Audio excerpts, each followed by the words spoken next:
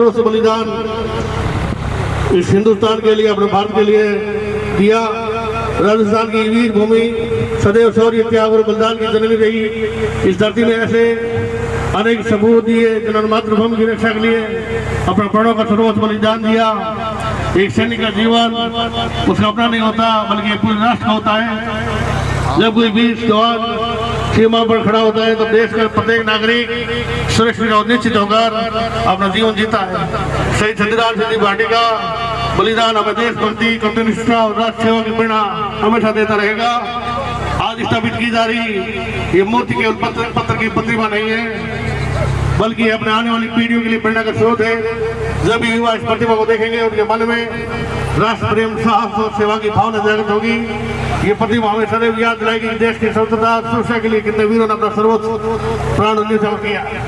हम सभी का दायित्व है कि शहीदों का सम्मान, सब शहीदों को सपनों का भारत बनाने में अपना योगदान दें और उनके आदर्शों को जीवन में अपनाएं। यही उनके प्रति सच्ची श्रद्धांजलि होगी। आप सब पधारे, आपका खूब सारा आभार। बहुत जरूरी है।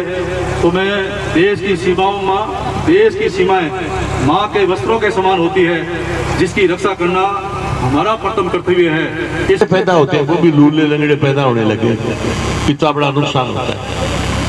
वो जापान आज विश्व के मायने टेक्नोलॉजी के मामले में एक नंबर पे, क्योंकि वहां देशभक्ति कूट कूट के भरी हुई है। तो इसलिए मैं आपको निवेदन करता हूं कि जहां देश का मामला है वहां छोटा मोटा सहयोग अपन को सबको करना चाहिए। अब गांव में एमएलए साहब बाबू सिंह जी साहब रोड़ा बना दी, सरकार भी पैसा देती है। कई गांव के अंदर नालियां बन गई। आपके यहाँ तो फिर भी कम है, हमारे यहाँ तो बहुत ज्यादा है। हर गांव में नालियां रोड़े बनी हुई। उन नालियों के अंदर यदि 4-5 दिन वो नाली साफ नहीं हो तो उसमें से जर्म्स पैदा हो जाते हैं। छोटे जो बच्चे हैं उनको 3 फुट तक अटैक करते हैं। अब बच्चों को थोड़ी है वो घर से निकलते ही नाली मांगे करके मायना, बच्चे तो खेलते हैं और उनको बीमार होते हैं। फिर माँ बाप उनको हॉस्पिटल में ले गए और अपन ये सोचते हैं कि ये तो नाली जो गंदगी साफ करने वाला काम है, ये तो पर्टिकुलर उसी जाति के लोग वही आएंगे और वही करेंगे। ये अपनी बहुत बड़ी भूल है। गंदगी साफ करने वाला व्यक्ति सबसे बड़ा व्यक्ति वो होता है जो गंदगी साफ करता है। इंडिया में बड़े यदि कुछ सामान को आप खरीदेंगे तो 1 रुपये भी कोई प्रॉफिट को जो रोजीना को यदि जाए तो 145 करोड़ रुपए रोजीना का। देश को आगे बढ़ने में कोई दुनिया की ताकत नहीं है। अपना इतना बड़ा पैसा विदेशों में जाता था।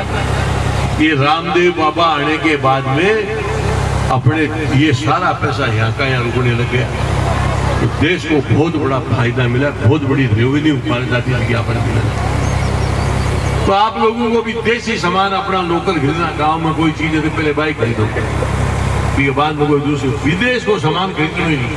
जो बाहर से जो चीजें आती है उनको खरीदते हो तो सारा पैसा वो बाहर जाता है विदेश में। तो बहुत बड़ी घोषणा करके हमारे शहीद काका श्री जी का नाम रोशन घोषणा की गई। हमें अपेक्षा है और विश्वास है कि ये हमारी मनोकामनाएं पूर्ण होगी।